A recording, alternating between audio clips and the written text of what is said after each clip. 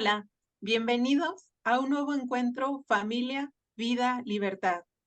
Hoy nos enfocaremos en un tema muy importante, en nosotras las mujeres. Últimamente la palabra mujer, la esencia sagrada de mujer, se ha ido borrando, se ha ido desfigurando, se ha ido suprimiendo. Se dice que se defiende, se dice que se protege, se dice que se pondera, pero ¿será cierto? El feminismo se ha presentado como algo bueno y se nos ha hecho creer a muchas personas que es algo bueno. ¿Realmente será bueno? Porque podemos ver su origen cuando pedía igualdad de oportunidades, igualdad de voto, pero a las mujeres que no eran blancas, y lo digo así para evitar censura del video, no se les permitía estar. Entonces ahí me da una idea que no se buscaba igualdad, sino privilegios. Incluso la primera filósofa feminista, Mary Wollstonecraft, ella buscaba eliminar las diferencias biológicas entre hombre y mujeres y llamaba a la mujer a liberarse de la opresión. Incluso decía que para lograrlo tenía que haber la destrucción de la familia. Hoy es un encuentro muy especial.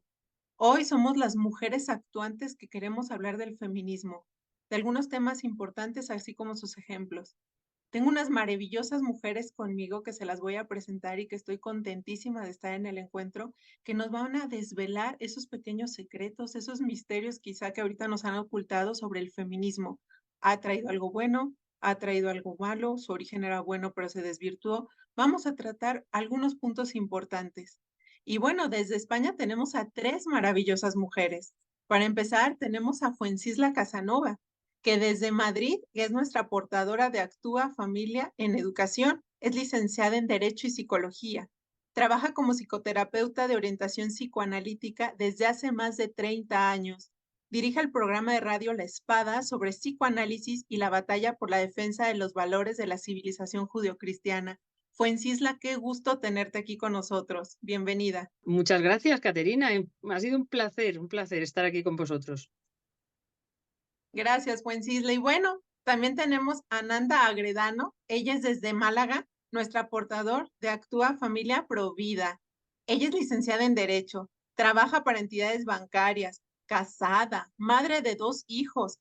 Desde siempre ha sido activista provida y siempre le ha interesado la política y la historia. Está orgullosísima de ser española, pero está muy preocupada por España y por el mundo entero. Bienvenida, Nanda. Muchas gracias, queridas amigas y compañeras de batalla. El placer es mío. Y por último, desde España tenemos a Leticia Barcia. Ella desde Pontevedra, Galicia. Es portador de Actúa Familia Mujer, precisamente el tema que nos corresponde. Tiene estudios en Ingeniería Técnica Forestal y Gestión del Medio Ambiente, pero su mayor título es ser madre de un hijo. Es activista por la libertad de elección de lengua, por la libertad de la mujer frente a los feminismos, la libertad educativa y la defensa de la vida, y trabaja actualmente de administradora. Bienvenida, Leticia. Hola, buenas noches, gracias. Y bueno, ahora para Hispanoamérica, como ustedes saben, pues yo soy la delegada de Actúa Familia México, pero ahora nos acompaña la delegada de Actúa Familia desde Ecuador, que es Ileana Ojeda. Déjenme decirle que muchos de los diseños muy bonitos que nos han festejado, que nos han celebrado, es gracias a ella.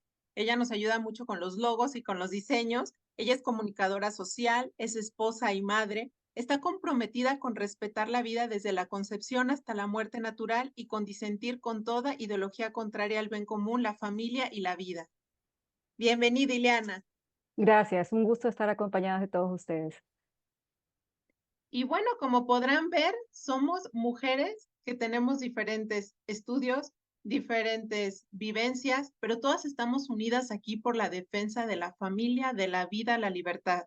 Y estamos en esta familia que es Actúa Familia, en donde la hermandad se hace más grande, en donde se une España e Hispanoamérica. Y bueno, pues ahora empezar el tema que nos corresponde.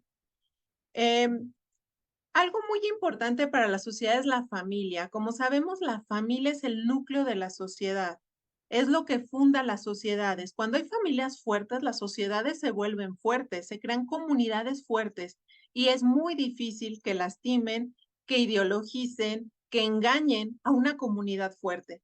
Cuando las familias se rompen, la comunidad se rompe y la sociedad se vuelve débil y es cuando somos fácilmente manipulables y engañables.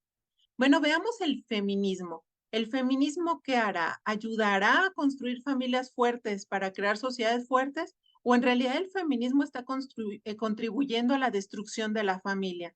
Para hablar de este punto, le cedo el micrófono a Nanda. Muchas gracias, Caterina.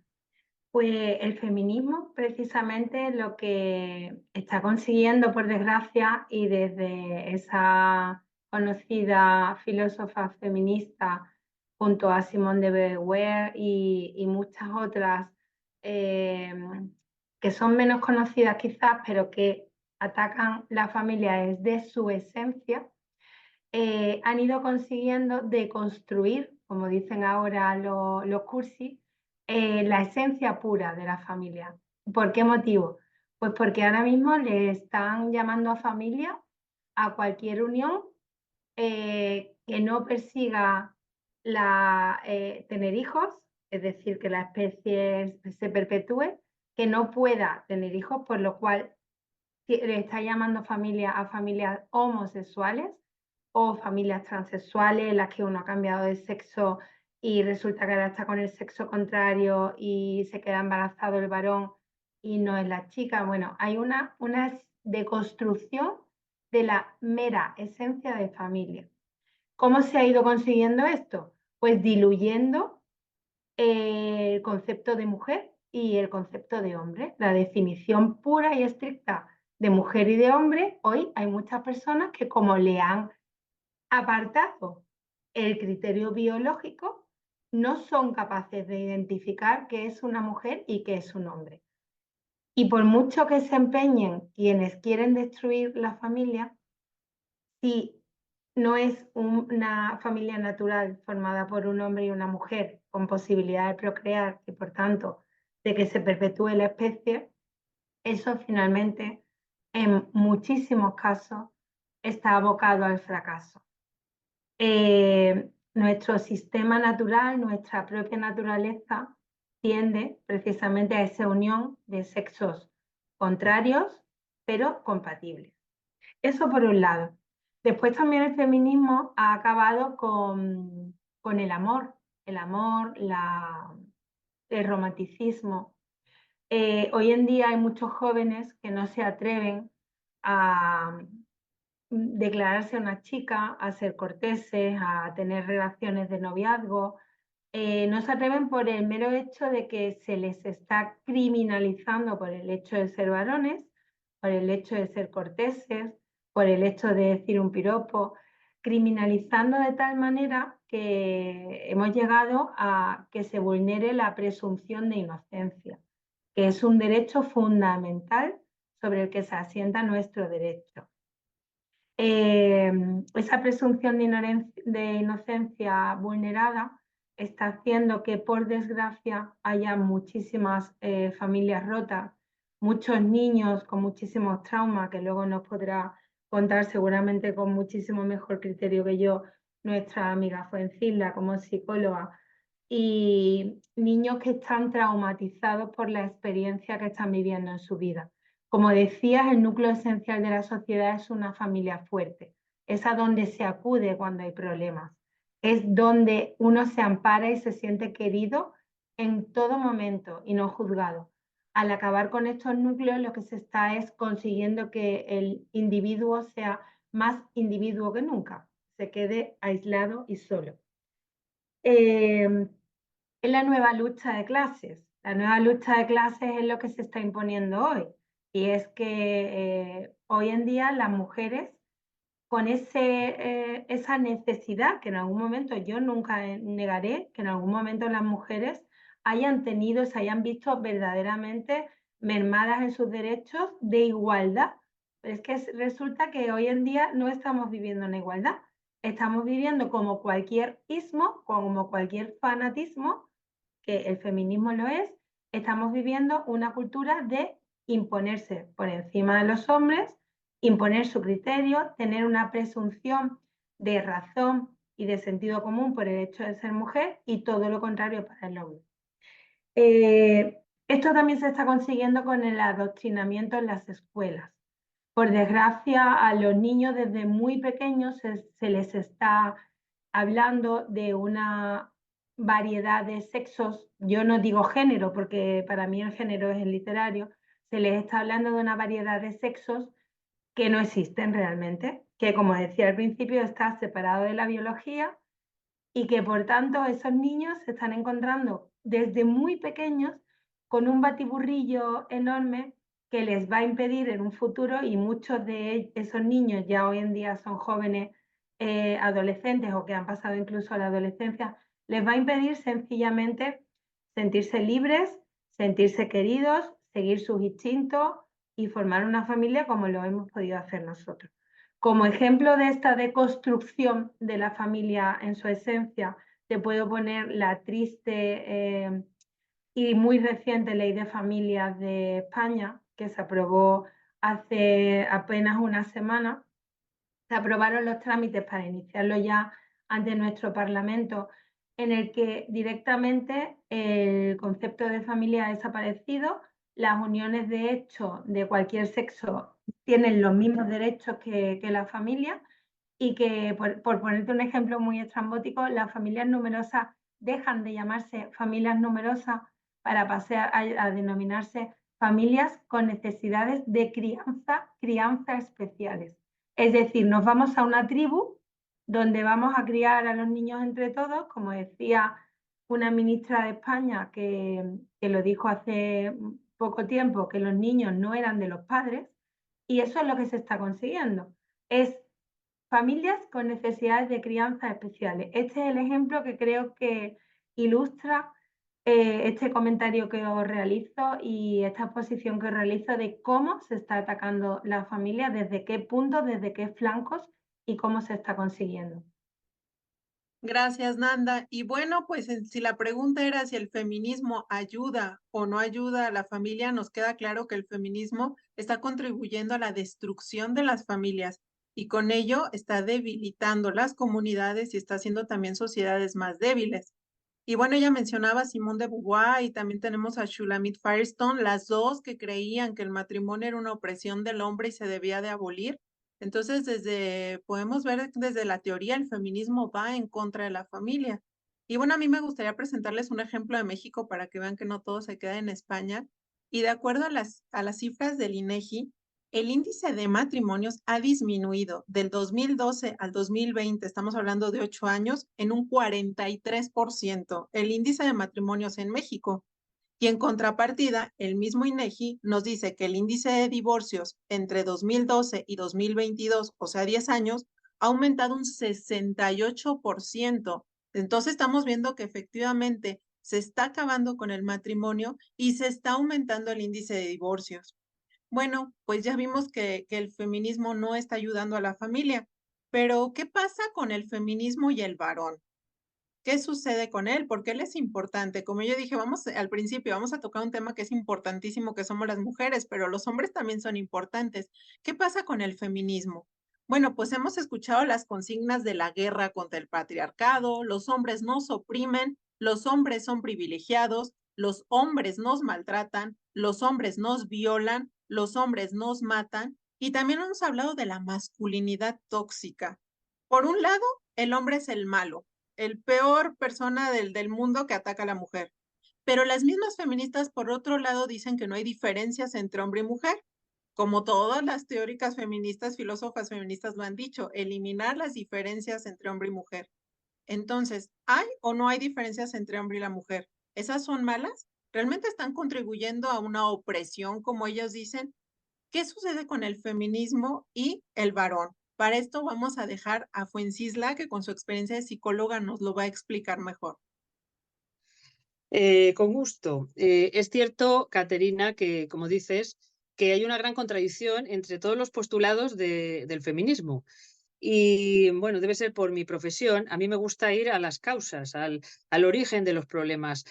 Cuando me he puesto a mirar las historias clínicas, vamos a ver, la historia de la persona, de las feministas como Kate Millett, Valerie Solana, Andrea Dworkin o, por ejemplo, la que nombraba Nanda, Michelle de Beauvoir, ¿no?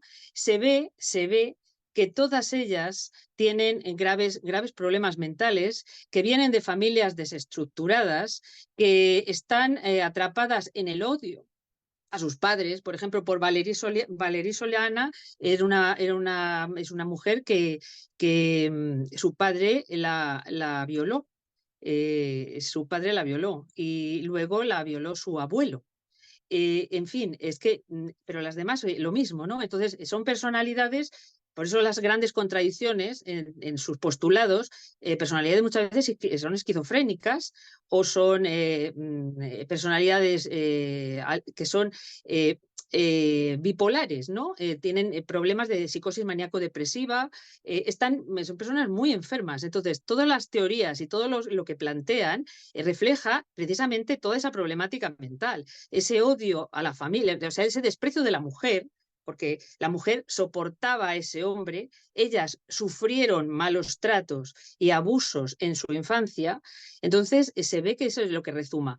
¿Qué ha hecho que todas estas ideas tan locas, enloquecidas, delirantes, ¿no? Algunas incluso llegaron a intentar matar a alguien o se lanzaron con una pistola a matar a alguien? O sea, son personas muy violentas y que tienen un gran odio al hombre, porque viene de sus padres, ¿no? Y generalizan, usan mecanismos de generalización delirantes. Entonces, ¿qué hace que todas estas teorías tan enloquecidas y de personas desequilibradas, que muchas fueron al psiquiátrico, estaban medicadas, en fin, eran muy conflictivas? ¿Qué ha hecho que arraiguen en la sociedad? ¿Por qué? Eso es lo que yo me planteo. ¿Por qué arraigan en la sociedad? Y la respuesta es porque han tenido, se les ha dado mucho aire, han tenido inyecciones de dinero, se ha difundido, se ha llevado incluso a través de políticos corruptos, han llevado se han plasmado sus ideas delirantes en leyes. O sea, para que todas estas locuras que ya vienen desde el siglo pasado, o sea, hay un feminismo sufragista donde la mujer reivindicaba algo que es lógico, yo creo que todas estamos de acuerdo, la igualdad de derechos y obligaciones entre hombres y mujeres, acceder a la cultura, acceder al trabajo, que todo tiene sus pros y sus contras y habría que hablar mucho sobre eso. Pero ese primer feminismo es un feminismo que ha sido muy beneficioso en muchos aspectos, y no en todos, pero sí en muchos aspectos para la mujer. Pero todo lo que viene después, como digo, hunde sus raíces en problemas mentales muy graves. ¿Qué ha hecho pues que interesa fomentar la lucha entre los hombres y las mujeres, interesa criminalizar al varón, interesa decir que el hombre es violento por naturaleza, cosa que es totalmente falsa. El hombre, como la mujer, los seres humanos somos agresivos por naturaleza. Las mujeres también tenemos capacidad de destruir, tenemos instintos tanáticos. Una mujer puede matar como puede matar un hombre, puede ser violenta como puede ser violento un hombre, pero quizá de otra manera, por una cuestión hormonal. Eso se podría hablar mucho sobre eso, pero sí que es cierto que decir, como decían estas feministas, que estaban tan trastornadas, que el hombre es violento por naturaleza, que hay que matar al hombre, que la familia ellos venían de familias desestructuradas, querían destruir la familia, querían destruir su propia familia. ¿Y qué ha hecho que todo esto se difunda por Occidente, que se difunda por el mundo? Pues que hay unas élites de psicópatas, ya que tengo que hablar de las causas, de los orígenes psicológicos, de unas élites psicopáticas que carecen de conciencia moral, que además están totalmente endiosadas en medio de un narcisismo que les hace sentirse dueños del mundo y que son dueños de nuestras vidas y que pueden diseñar una sociedad como ellos quieran. O sea, esto de decir que el hombre es malo y agresivo y violento por naturaleza no es nada más que otra estrategia más manipulativa, psicopática, otra mentira de las muchas mentiras, porque estamos viviendo en una matriz psicopática donde todos son mentiras y patrañas, porque quieren reducir la población mundial, porque tienen la aspiración de que las máquinas suplanten al ser humano, tienen un problema con la mano de obra humana, tienen un problema, quieren reducir la población mundial, quieren exterminar a la población, van a utilizar todo, la alimentación, destruir el sector primario. A ver, esto es lo que está pasando, no es una teoría, nos acusan de conspiranoia, no, Es que es lo que está pasando, que lo estamos viviendo en nuestros países, cada una de nosotros, seguro que en todos los países, en México, está en todas partes ocurriendo algo similar. Aquí en España está ocurriendo. ¿Cómo vemos? O sea, es que son estrategias, esto de difundir el feminismo, todos son estrategias para enfrentar a los hombres y a las mujeres, que eso es falso también. Los seres humanos, los hombres y las mujeres, estamos hechos para entendernos. Estamos hechos para entendernos y para colaborar y cooperar porque somos complementarios emocionalmente, físicamente, biológicamente. Somos complementarios porque nuestra misión al final es llenar la tierra. O sea, tener hijos, educarlos y dar continuidad al planeta, cuidar el planeta. Como decías, con familias fuertes, con familias con un hombre y una mujer que se unen con un amor y tienen sus hijos y los educan en ese amor, y así es como la tierra se va enriqueciendo y vamos llenando la tierra. Pero estas élites tienen otros planes, y si para eso tienen que implantar leyes como el aborto o implantar leyes como la ley de violencia de género en España, la de 2004, que es que lo quería traer como ejemplo. ¿Cómo se ve este odio al hombre, este odio, pero también odio a la mujer, ¿no? Porque al final, al enfrentarlos, está odiando también a la mujer, que es el problema, que hay dos sexos y además tenemos esa capacidad de creación de vida que nos ha dado Dios. Entonces, nos quieren enfrentar y nos quieren separar, no quieren uniones heterosexuales, no quieren niños que son hombres y mujeres, quieren confundirlos, provocar locuras inducidas, en fin, es todo un entramado, que es así, es un entramado para cumplir una agenda y unos planes de personas desequilibradas, como digo. Por ejemplo, la ley de violencia de género de España en 2004 que se aprobó. Ha habido desde entonces 2,5 millones de procesos judiciales, de los cuales el 80%, bueno, ahora ya la presunción de inocencia ha desaparecido. Eso es uno de los efectos del feminismo, pero el feminismo implantado en leyes y fomentado, y porque tenemos políticos corruptos. ¿Qué conseguimos? 80% de esos hombres que son denunciados son falsamente denunciados. O sea, aprovechan las venganzas y los odios individuales, por ejemplo, mujeres que están también a veces desequilibradas, porque para denunciar falsamente a tu marido, exmarido, tu pareja, tienes que estar desequilibrada mentalmente. O sea, del mal sale más mal. Entonces hace que esas personas denuncien falsamente, y 80% de esos hombres se pasan entre 1 y 5 años en la cárcel, son arrancados de sus hijos, separados de sus hijos, los niños pierden la interacción con su padre varón, que es fundamental, y muchos de ellos acaban en suicidios. O sea, de hecho ha habido un incremento en España del suicidio infantil entre 10 y 14 años de más del 400%, y el 75% de los suicidios son de varones. Esa es una de las consecuencias más clara y directa del efecto del feminismo supremacista en los seres humanos y en los hombres. Que es que muchos niños van al colegio y se encuentran carteles. Aquí en Madrid, estamos hablando de una comunidad autónoma de un partido conservador, pero que ya está vendido a esa ideología y a ese feminismo supremacista, y se ven carteles donde se criminaliza al hombre y se dice que el hombre es violento y que el hombre es machista y que el hombre mata, y ¿cómo se siente un niño adolescente o menor? ¿Cómo se siente cuando están en proceso de maduración? Tienen muy pobre valoración, se tiene que valorar a esos niños. Se les está acusando y se les está criminalizando. ¿Cómo no van a acabar en el suicidio? O sea, eso es lo que nos está llevando a la destrucción de vidas humanas, a la destrucción de la familia, a la criminalización absurda e injustificada del varón, que el varón machote, yo voy a decir aquí, el varón machote es fundamental para la buena crianza de los hijos. Necesitan un varón machote. para Pues, tener una figura, un referente de autoridad. Y eso es lo que está llevando la destrucción del hombre, la denigración y la defenestración del hombre. Que los niños no tienen una figura de autoridad, que la necesitan para defenderse de los predadores de las redes sociales, de los predadores pederastas, de los predadores que están usando las redes sociales para inducirles a la locura y decirles que pueden elegir si son hombres o mujeres. Porque el padre está siendo debilitado y el hombre está siendo debilitado.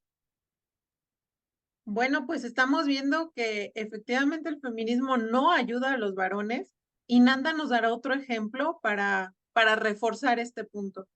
Yo quería hacer un apunte, Fuencisla, que por supuesto todo lo que has dicho estoy completamente de acuerdo contigo, excepto en una cuestión, que si el agresor se llama Mohamed y no come jamón, en ese caso ya ahí no hay violación, no nos enteramos de nada, los medios de comunicación en España en concreto estoy hablando, no trasladan esas noticias, no se habla de manada cuando son inmigrantes ilegales, violentos, que debido en muchos casos a su cultura y en otros casos a su religión radical, practican de manera impune esas violaciones o esas agresiones.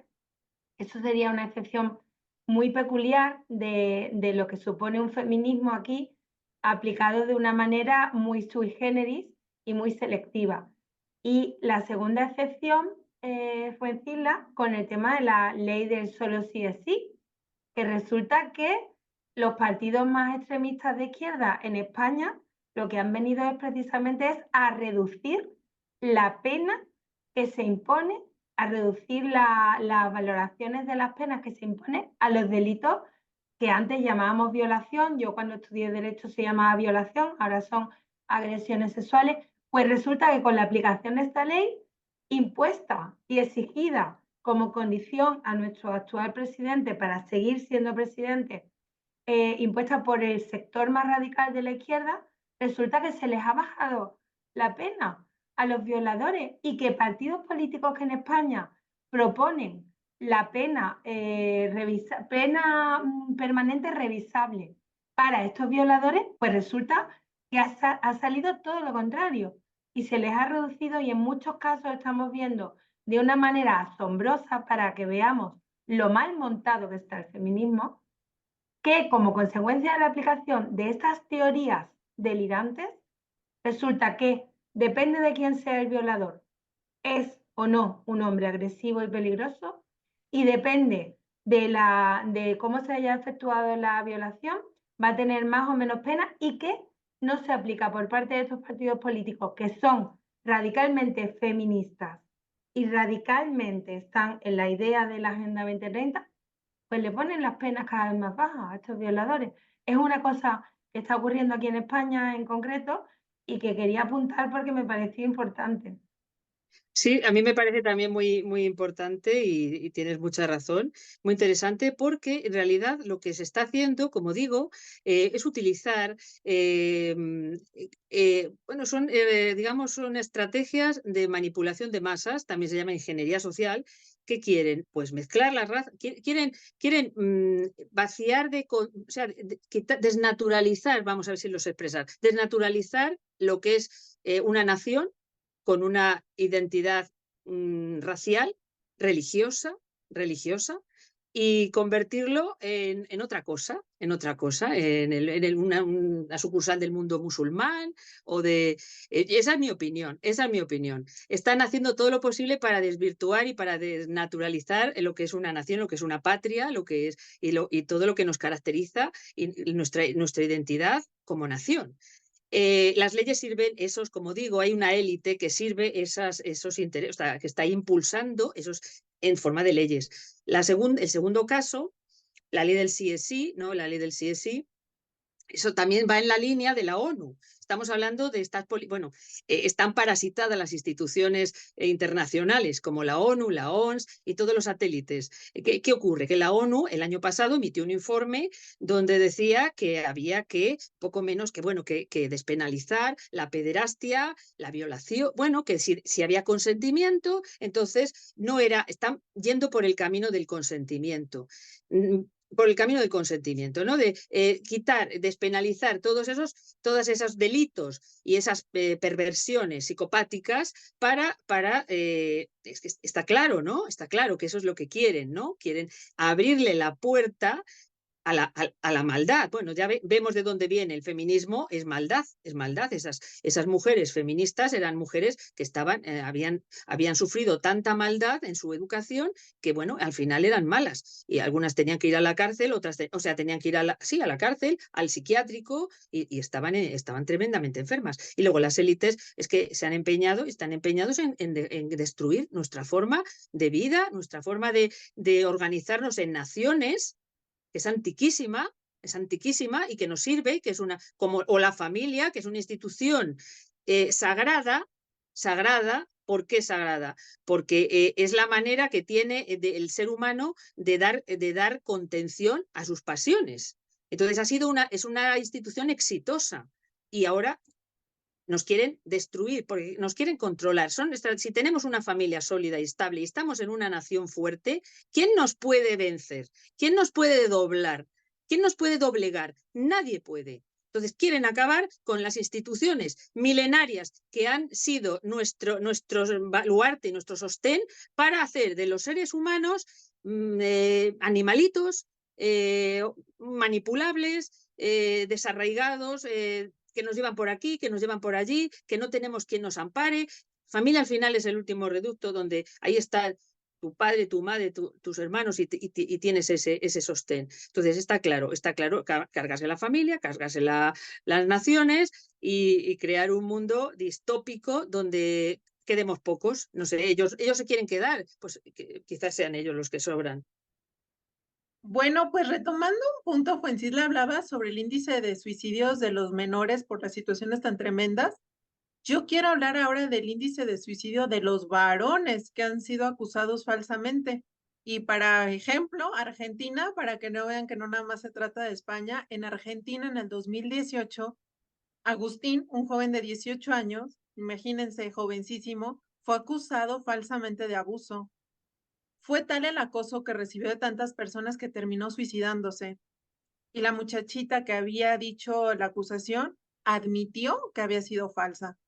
Entonces nos queda claro que el feminismo está destruyendo a las familias, quiere destruir a los varones, quiere destruir la sociedad, pero el feminismo ha dicho que quiere defender, proteger y empoderar a la mujer.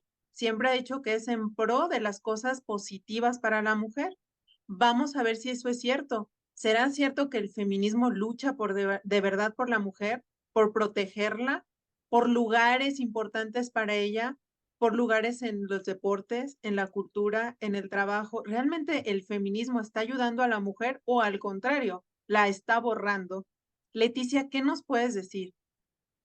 Bueno, para los que no entiendan la expresión, que significa directamente lo que tú decías, ¿no? La eliminación de la mujer. Y si me permitís, quería leer la siguiente frase de Alice von Hildebrand, que se sea creyente o no, creo que se va a entender perfectamente. El diablo es listo y nosotros estúpidos. Sabe muy bien que si destruye la feminidad, puede destruir la iglesia, el matrimonio y la familia. Todo está en manos de una mujer. Como decía Fuencisla hace un ratito, las élites, voy a llamarlo así, porque es como definir el límite del espacio, es un poco complicado, y se me puede llamar conspiranoica. Lo que han marcado es una hoja clarísima de ruta, la destrucción de la mujer. Pero claro, hay personas que directamente se pueden preguntar, hoy en día además, ¿qué es la mujer? Aunque parezca una pregunta muy absurda. Pues bien, en primer lugar, podemos tirar de la Real Academia de la Lengua Española, podemos consultarlo, y la primera acepción viene como la persona del sexo femenino. Ojo, que hace un ratito nombramos el concepto de la feminidad.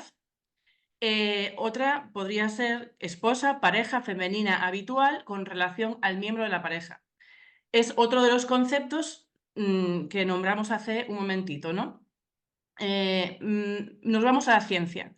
El ser humano del sexo femenino. Una mujer, biológicamente, es un ser humano del sexo femenino cuya anatomía genital se define por poseer senos, vulva, útero, es decir, ergo, poder albergar vida. Esto que estoy leyendo puede parecer una tontería, pero no lo es. Nos toca vivir un momento en el que ya no se sabe lo que es y lo que no es una mujer. Y así podríamos tirar de los ejemplos que queremos después con leyes progres que han puesto el concepto de moda, el género. ¿Y qué es el género? El género, desde un punto de vista biopsicosocial, corresponde a las propiedades y aspectos atribuidos a una persona basándose en sus características biológicas, lo que viene siendo el sexo, separando lo femenino de lo masculino. Sin embargo, actualmente ese concepto se ha ampliado, permitiendo la integración de los conocidos géneros no binarios. Por otra parte, cuando se habla de identidad de género, se refiere a la percepción que cada ser tiene sobre sí mismo, ¿no? Cómo se identifica más allá del sexo biológico.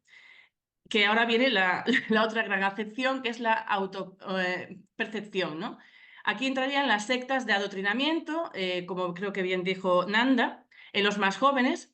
En un mismo colegio o instituto se les enseña biología, en las clases de biología o ciencias naturales, las diferencias entre los hombres y las mujeres, las diferencias biológicas, ¿no? Y después vienen las feministas a salvarnos, como siempre, en las charlas subvencionadas por los diferentes gobiernos, todo hay que decirlo, porque les viene de perlas y les dicen que pueden ser lo que les dé la gana, que pueden autopercibirse como animal de compañía si quieren, porque está estupendo. No hay, para mí, desde mi punto de vista, no hay nada más vejatorio que confundir a una persona, hacerla confundir a una persona y eliminar su identidad biológica. Hay chavales que ya no saben lo que son ni lo que les gusta. La confusión, el miedo, para mí, son los ingredientes perfectos para destruir nuestros pilares. Y aquí entra el feminismo, nuestro querido feminismo radical, que trabaja arduamente en la destrucción de la mujer. La quiere tantísimo que la quiere ver eliminada, totalmente borrada. Ya es bastante casualidad que este fin de semana os comento que me he chocado con un perfil de la red social de X, antes Twitter, y el usuario, por si a alguien le interesa bueno, consultarlo, es contra borrado. El perfil es contra el borrado de las mujeres. Y he visto, realmente he visto publicaciones bastante interesantes. Creo que es de base bastante feminista, pero no de este feminismo radical, ¿no?, que estamos denunciando. Y la siguiente publicación me llamó muchísimo la atención. Dice así, por situarnos: si no denuncia el sistema prostitucional, si llama trabajo a ser prostituta, si calla frente al alquiler de vientres y al porno, si no sabe quiénes son las mujeres, si dice que el velo es tradición respetable. Será lo que sea, pero no es agenda feminista. La clara conclusión, y de la que estoy totalmente de acuerdo, es que el género es una construcción social que se utiliza para pues subordinar a las mujeres, y yo añadiría destrozar la feminidad que hace un ratito nombraba, ¿no? La propia ONU declara que financiar la igualdad de género significa atender el principio de no dejar a nadie atrás, que esta frase nos suena muchísimo en España durante la pandemia, y que se utilizarán los presupuestos con enfoque de género para desempeñar un papel crucial, es decir, financiar, dinero, negocio, no hay más. Es decir, no saben ya lo que es una mujer, pero quieren financiar la igualdad. ¿Qué consecuencias? Pues en primer lugar, eliminan las protecciones al sexo para otorgarlas al género. Por ejemplo, las mujeres teníamos antes un derecho a espacios de seguridad e intimidad segregados por sexo, ahora no. Las enfermedades ligadas al sexo de las mujeres han sido hasta ahora poco o nada investigadas. Ahora ya ni eso. En medicina, las mujeres teníamos derecho a elegir ser exploradas por personas de nuestro mismo sexo. Ahora no. En las instituciones penitenciarias, por ejemplo, que es bastante grave, las mujeres teníamos derecho a que los registros y los cacheos personales nos los hiciera una funcionaria del mismo sexo, pero ahora no. En los deportes, las mujeres teníamos derecho a equipos segregados por sexo, tanto por razones de seguridad obvias, por la propia biología, como por razones de juego limpio. Ahora no. La palabra madre, designada a la mujer cuando tenía hijos, ahora ya no se utiliza, porque ahora tienen un término mucho más progre, mucho más feminista debe ser, que es progenitora gestante. Siempre han existido leyes inhumanas e injustas. Y con este tema no podía faltar. Y el ejemplo que expongo es la Ley 4/2023 del 28 de febrero para la igualdad real y efectiva de las personas trans y para la garantía de los derechos de las personas LGTB. El objetivo de la ley es desarrollar y garantizar esos derechos a las personas pues, lesbianas, gays, bisexuales, trans, erradicando las situaciones de discriminación. Les encanta esta palabra. Para todo utilizan la palabra discriminación. Ya dijimos que quien controla el miedo tiene el poder. Para asegurar que en España se puede vivir esa orientación sexual, identidad sexual, todo precioso. La autodeterminación de género, es decir, la posibilidad de cambiar de sexo en el registro a partir de los 16 años, es decir, en menores de edad y eliminando, por lo tanto, la patria potestad de los padres, que es uno de los objetivos, con el único requisito de la voluntad del solicitante. Es decir, eliminan absolutamente la mujer. Para esto ha quedado el feminismo, las que saldrán el día 8, ahora próximamente, el 8 de marzo, a decir que sin ellas las mujeres no podrían ni votar ni hablar y las quieren vivas, solas y borrachas, como decía Irene Montero, exministra de Igualdad, pues han quedado para esto, para eliminar la feminidad y, por lo tanto, la mujer. Bueno, pues nos queda claro entonces que el feminismo tampoco está protegiendo ni abogando por la mujer. Y bueno, voy a permitirme a dar dos ejemplos, uno de Estados Unidos con Ketanji Brown Jackson, quien gracias a Joe Biden es la actual jueza asociada de la Corte Suprema de los Estados Unidos, que cuando alguien le preguntó qué es mujer, dijo que no podía responderlo porque no es bióloga. Ya ahora ni siquiera pueden responder qué es mujer. Así como nos decía Leticia, la pregunta qué es mujer, que debería ser tan obvia y tan fácil, ahorita ya no se puede responder porque la agenda trans ya ha puesto otras por las autopercepciones o por el ahora llamado género, que realmente es una palabra que se ha metido para meter nuevas perversiones.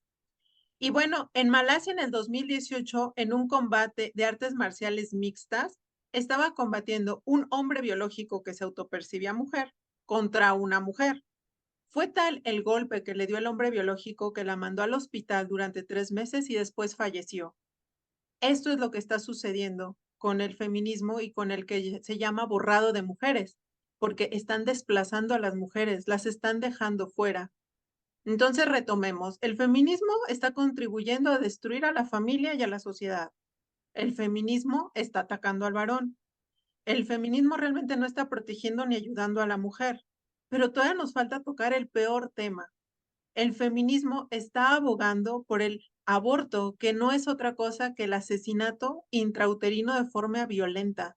El aborto está pidiendo, el feminismo está pidiendo aborto gratuito, legal y seguro. Me pregunto, ¿todo lo que es legal es bueno?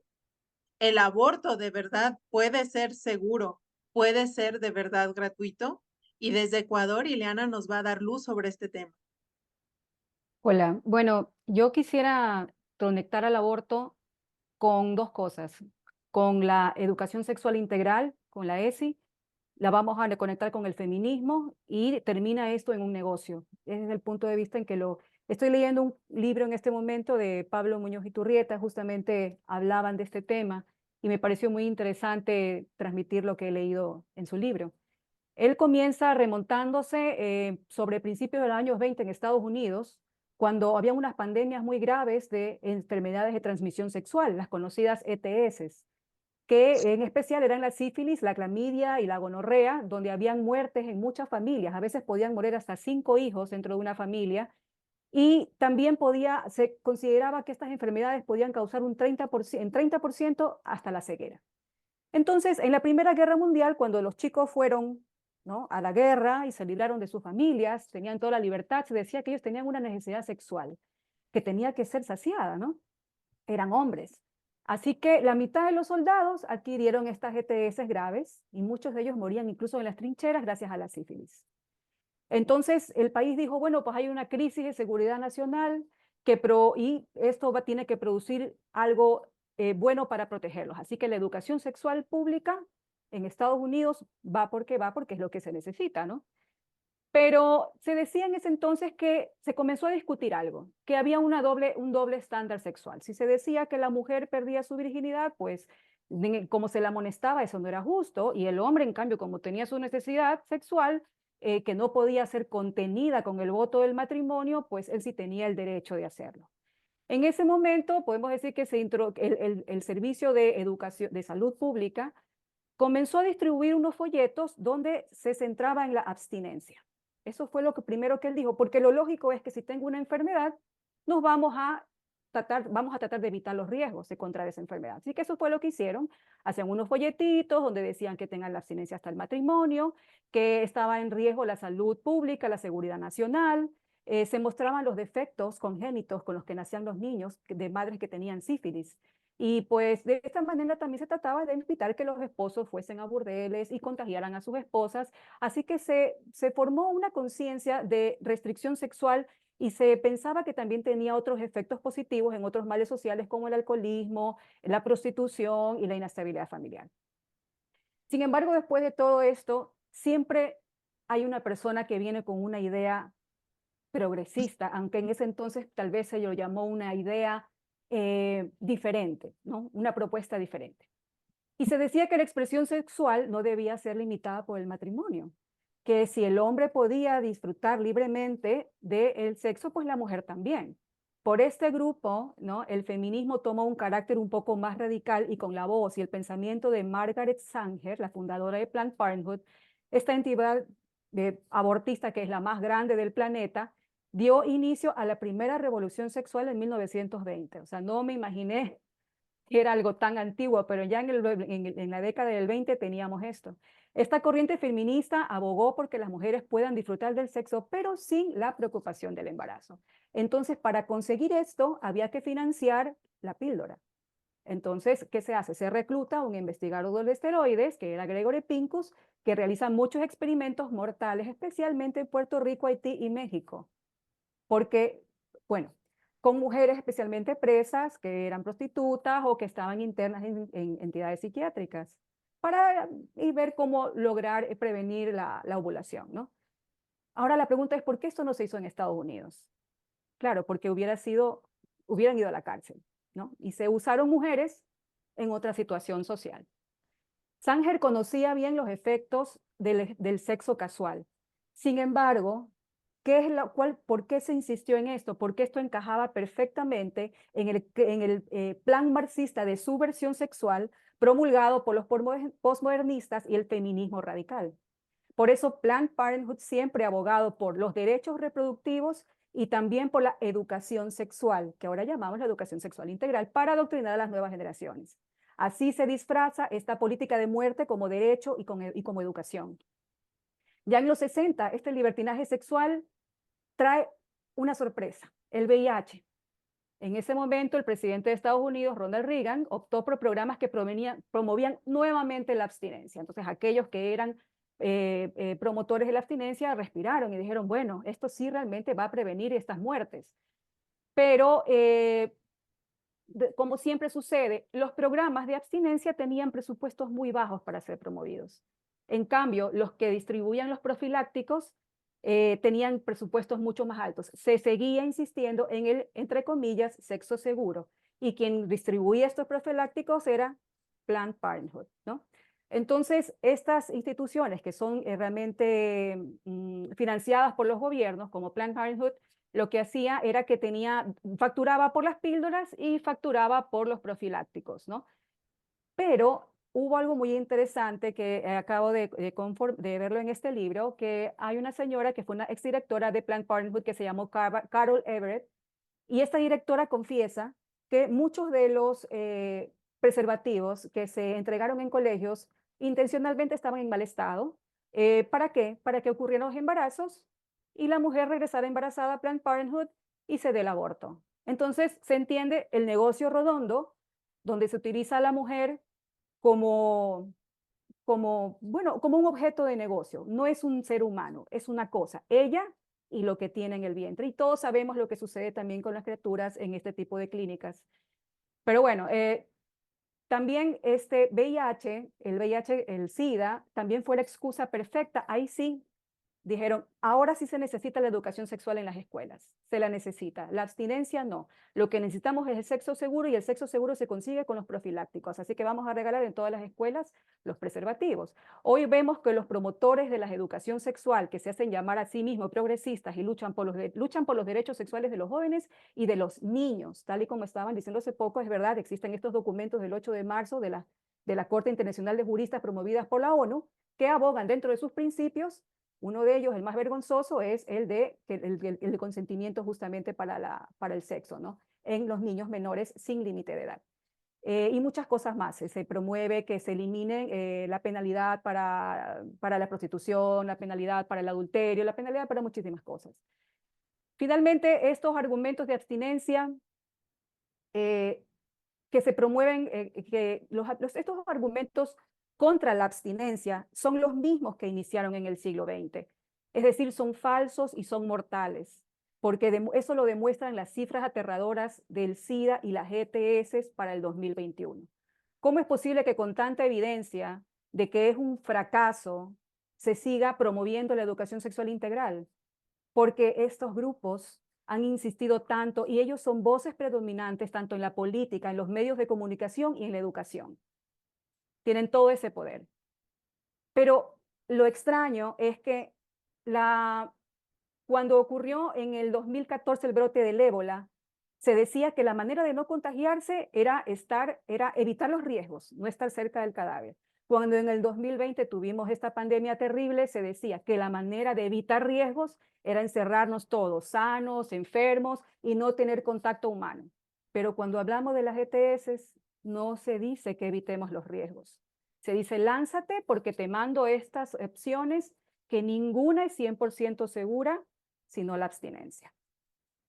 Entonces, esta persona, ustedes han hablado de algunas personas muy interesantes que abogaron por el feminismo, pero la señora enfermera, fundadora de Planned Parenthood, es una persona también muy importante que tomar en cuenta y que sea recordada por la historia, porque gracias a ella, y por las facilidades que les está dando a todas las mujeres ahora, cada vez se va normalizando más el aborto. Entonces, ya no se discute como antes cuándo empieza la vida, sino que se pregunta ahora a uno, ¿cuándo ese feto comienza a ser persona? Cada vez los argumentos van cambiando porque estas personas ya no saben por dónde ir. La ciencia se les va encima, las cifras se les va encima, las estadísticas.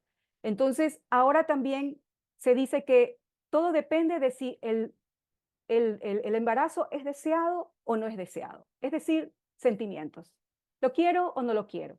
Y de una cuestión identitaria. ¿Lo que vas a desechar es un ser humano o no? No, no es un ser humano. Y eso supuestamente a la madre le va a dar tranquilidad y no va a sentir culpa. Por lo tanto, tenemos que tomar en cuenta que la educación sexual integral es una herramienta fundamental para relacionarla con el aborto.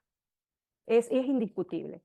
La señora Margaret Sanger, la fundadora de Planned Parenthood, era una enfermera y ella comenzó en 1914 con un folletito ideológico, que era su instrumento de 8 páginas, que se llamaba La Mujer Rebelde. Y en el primer número hacía una declaración realmente eugenésica que decía, la cosa más misericordiosa que una familia le puede hacer a sus hijos es matarlo. Inventó el término control de natalidad, y también la falacia propagandística de mi cuerpo, mi decisión, que en aquel entonces se llamaba la única dueña de su propio cuerpo, es la mujer, ¿no? Vemos que la relación tremenda que existe. En 1916 ella abre la primera clínica de control de natalidad. Ven cómo el lenguaje nos lo van cambiando, nos lo van acomodando bonito, ¿verdad? En 1921 funda la Federación Americana para el Control de la Natalidad, financiada por la Fundación Rockefeller, que siempre están en todo este tipo de causas. Y dentro de la agenda eugenésica de Sanger estaba eliminar la gente de color o la gente no blanca, los niños con discapacidades y los hijos de los pobres.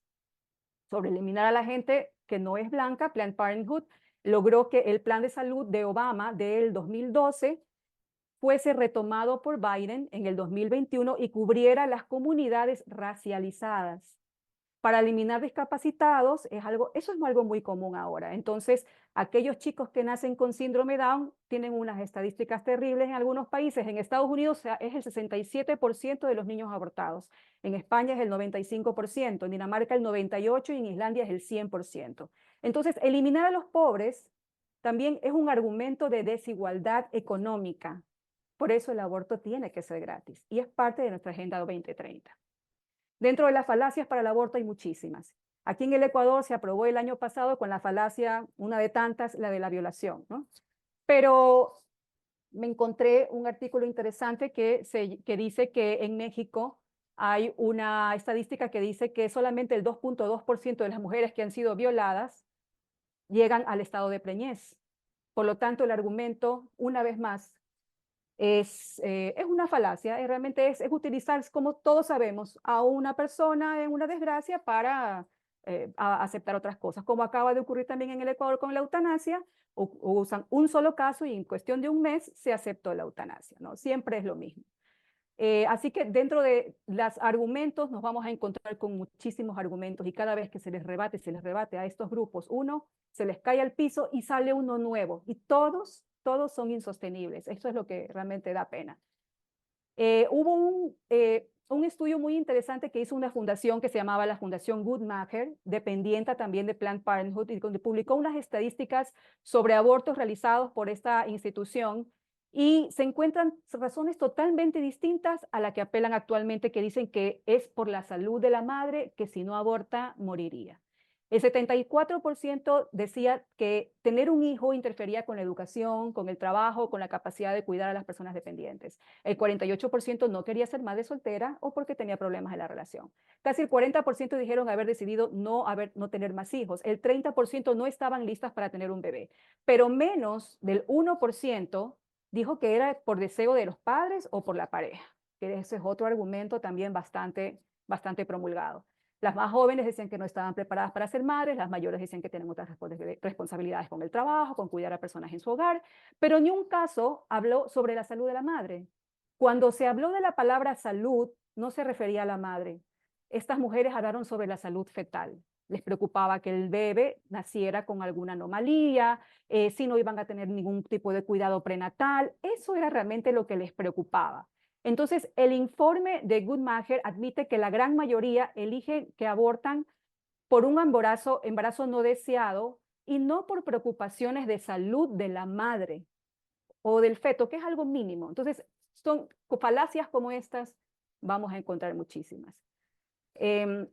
Finalmente, lo único que quiero terminar diciendo es el síndrome posaborto, que se lo niega, pero existe, se ha comprobado, existe.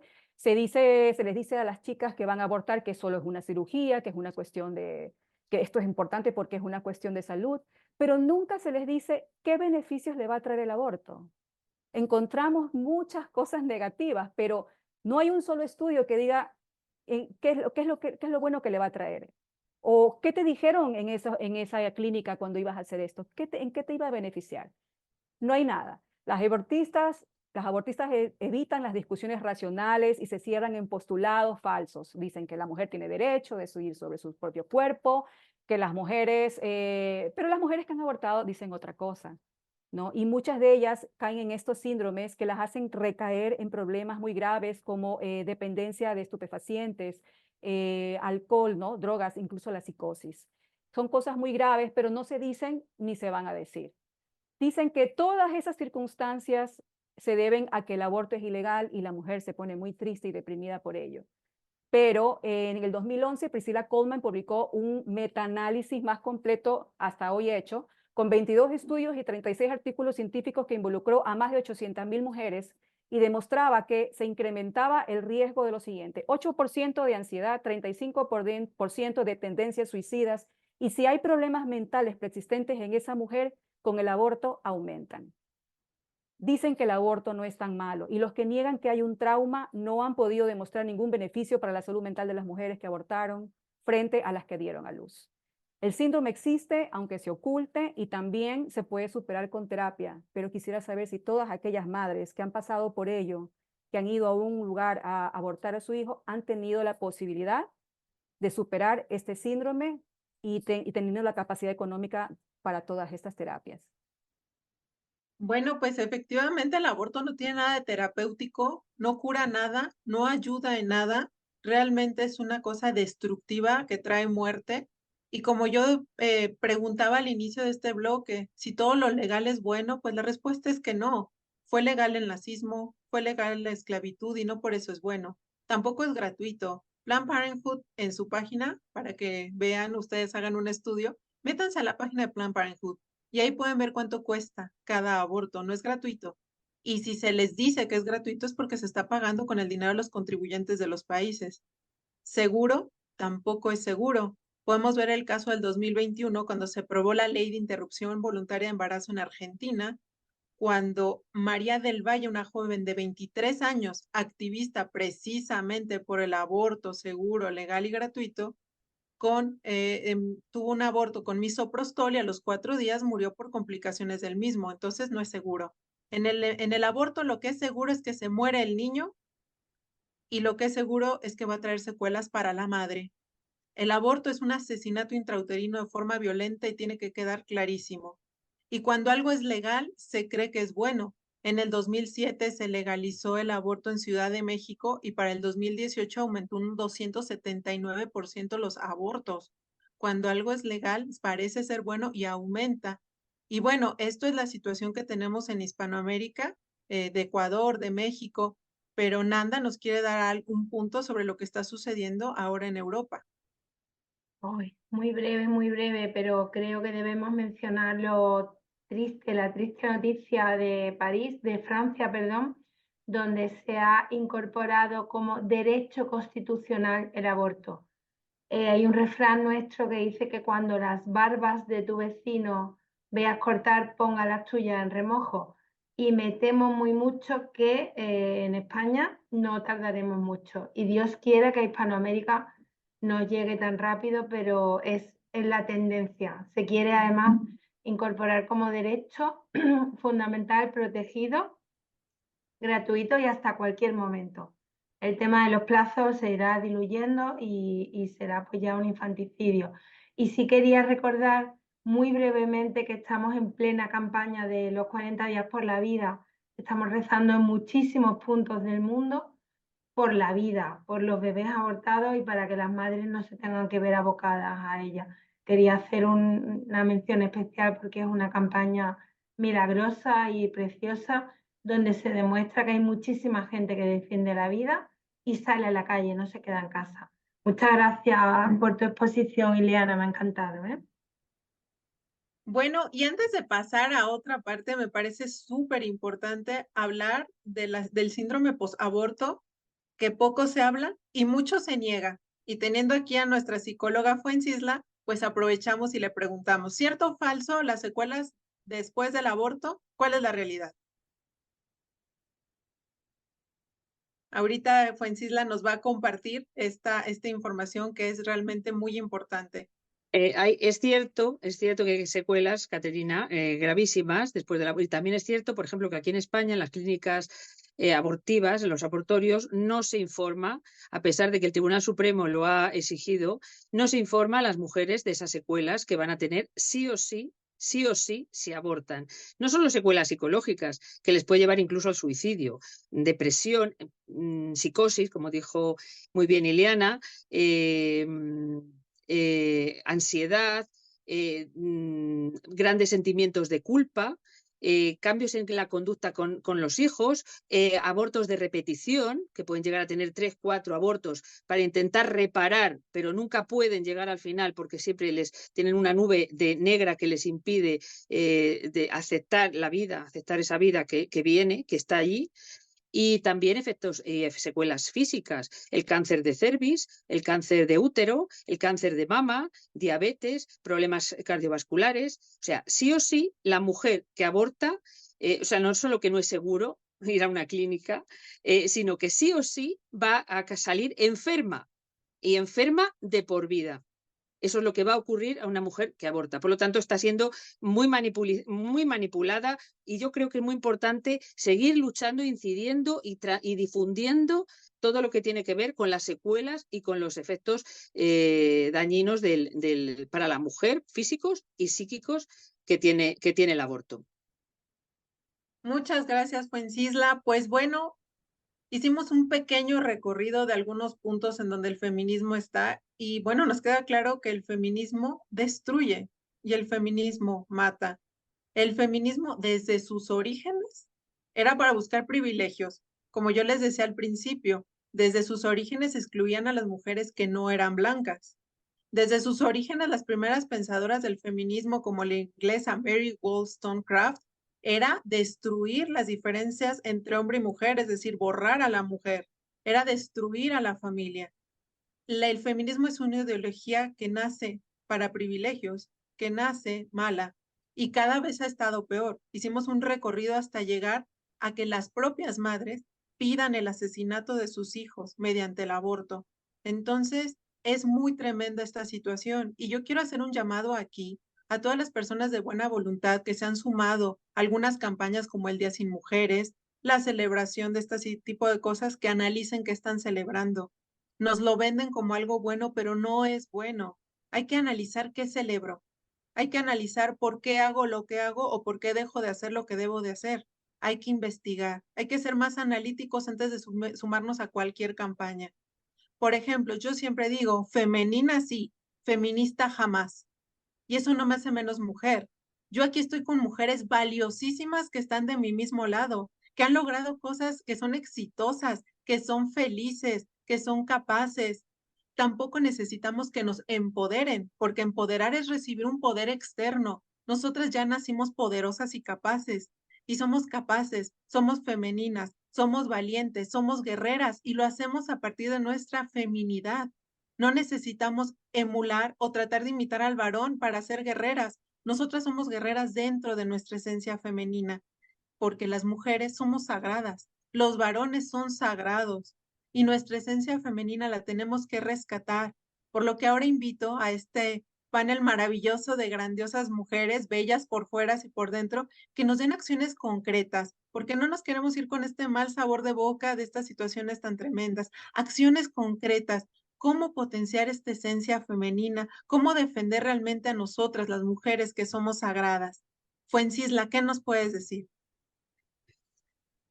Bueno, pues yo potenciar yo creo que dando ejemplo, el ejemplo, ¿no? El ejemplo y dando la batalla de las ideas en todos en donde tenemos una tribuna, pues ahí tenemos que decir que la mujer está exactamente, o sea, está donde quiere estar, que nadie le impide. Nadie le impide que lo haga, que no existe esa dominación del hombre por la mujer, que no existe hacia la mujer, que no existe, que no es real y tenemos que desmontar desde donde nos toca las falacias, todas estas mentiras en las que estamos inmersos. Eso es lo que creo que habría que hacer. Una cosa que me gustaría decir es que cuando se habla de la sexualización, yo creo que hace falta hacer campañas como se hacen en Estados Unidos, donde se defiende la pureza, la pureza de la mujer, ¿no? La pureza de la mujer, la del hombre también, pero yo creo que la pureza de la mujer, que es algo muy femenino, esa forma de masculinizar a la mujer, lanzándola a la promiscuidad, tenemos que hacer campañas defendiendo la pureza de la mujer. Muchas gracias, Fuencisla. Y sí es cierto, la importancia de la virtud de la castidad, y no desde el punto religioso, sino desde el punto de vista biológico y psicológico. Es muy importante que todos estemos llamados a la castidad y la vivamos. Es muy, muy importante. Nanda, ¿tú qué orientaciones nos puedes dar? Pues yo, en cuanto a la familia, dando testimonio de familias heterosexuales con nuestros hijos, cuantos más hijos podamos tener, mejor, que podamos elegir la educación de nuestros hijos y exigirlas, estar muy atentos a lo que le cuentan a nuestros hijos, no permitir que les adoctrinen ni que nos lo enajenen. Y como decía Fuencisla, pues me encanta ese exigir nuestra dignidad, nuestra feminidad, y yo te diría que ser cada vez más femeninas y agradecer cada vez los gestos de cortesía con más cariño. Totalmente cierto, porque los niños son sagrados y qué bueno que Nanda nos reafirma esto, que tenemos que cuidar a los niños. Bueno, Leticia, ¿tú qué nos puedes decir? Bueno, yo estoy muy de acuerdo con mis compañeras. Yo creo que hay que apoyar políticas a favor de la vida, que blinde el nacimiento, el derecho a la vida, a la mujer, sobre todo la integridad física y mental, que propio se habla muy poco de esto. Y sobre todo, como decía Fuencisla y Nanda, ¿no? Hacer campañas de concienciación, batalla cultural, testimonios de mujeres que hayan pasado por un aborto. Yo creo eso lo veo fundamental, totalmente fundamental. Gracias, Leticia. Y bueno, pues ya terminamos en España, ahora pasamos a Hispanoamérica. Ileana, ¿qué consejos nos podrías dar? Yo quisiera que tal vez nosotras mujeres que conversamos con chicas más jóvenes y también con nuestros hijos varones, explicáramos algo importante sobre las feministas, que ellas son mujeres que han sido heridas. La que habla ahí atrás son mujeres que han sido muy lastimadas por diversos motivos y que tenemos que tratar de entender esa posición y tratar de conversar, explicar lo que es el feminismo, por qué sucede a nuestros hijos y si podemos conversar con una de ellas de una manera racional, entender y decirles, yo entiendo que has pasado por algo muy duro, pero hay otro camino. Es mi aporte. Gracias, Ileana. Y bueno, yo te voy a decir a ti, mujer, mujer, acéptate, eres mujer y valórate, es maravilloso ser mujer. Tenemos cosas tan hermosas dentro de esta esencia femenina.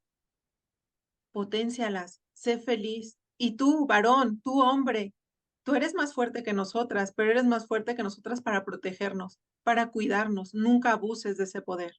No queremos hombres deconstruidos y no queremos, y no nosotros decimos que hay masculinidades tóxicas, no es verdad. Nosotros queremos hombres que vivan su masculinidad de la forma adecuada. ¿Cuál es? Para la protección, para el cuidado. Pero tú, mujer, abraza tu feminidad. Sé feliz y no necesitas que nadie te empodere. Tú ya eres poderosa. Por eso aquí les decimos, femenina sí, feminista jamás, porque las mujeres somos sagradas. Y bueno, agradecerle a este panel maravilloso de mujeres, que es un gusto tenerlas aquí en la familia de Actúa Familia, y invitarlos a todos ustedes a nuestro próximo encuentro, que es el día 22, que ya es cercano a Semana Santa. Ahora ahí veremos que los valores son sagrados. Y estaremos rezando en la calle Ferraz con José Andrés Calderón, el joven que revoluciona la resistencia a la dictadura sanchista con un rosario en la mano. No se pierdan ese próximo encuentro de Familia, Vida, Libertad. Ha sido un gusto estar con ustedes. Espero que se encuentren muy bien. Y recuerden, las mujeres son sagradas.